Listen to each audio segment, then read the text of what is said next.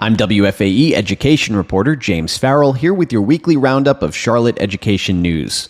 We'll start with some local news from last week's Charlotte-Mecklenburg Schools Board of Education meeting, where Superintendent Crystal Hill voiced strong concern about North Carolina's Opportunity Scholarship Voucher program for private schools. Hill said she's concerned that state funding is being diverted to private institutions, especially while North Carolina's state budget remains unpassed, leaving things like teacher raises in limbo. Hill pointed out that voucher funding is set to reach nearly $1 billion annually by the 2033-34 school year. Hill said she supports parental choice, but noted how public schools have to meet extensive requirements like building safety, background checks, hiring a certain amount of certified teachers, and providing free meals to students in order to access public funds. Private schools don't have the same requirements.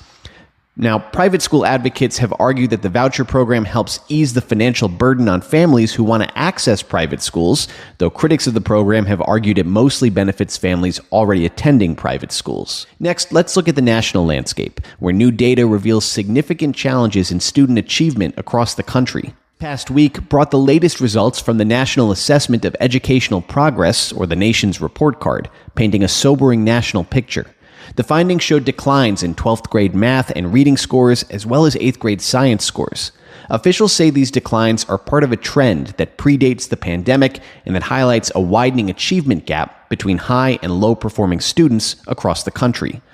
For example, 12th grade reading scores dipped this year and are now nearly 10 points down since the test first started being administered in 1992. On the flip side, those results come as Charlotte-Mecklenburg schools celebrated some historic academic gains in recent weeks. CMS saw widespread improvements, with around 89% of schools meeting or exceeding growth expectations, a new district record. Crucially, the district also removed 31 schools from the state's low-performing list, another CMS record. That brings the percentage of low-performing schools down to below pre-pandemic levels. However, there are areas for improvement here too. The district saw declines in 3rd grade reading and high school math 1, consistent with statewide trends. While moving in the right direction, CMS is also not quite on pace to hit its more challenging college and career-ready goals for math and literacy by 2029. Plus, the district's graduation rate saw a slight dip this year, contrasting with a statewide increase. And that's all for this week. For more education news, stay tuned to WFAE.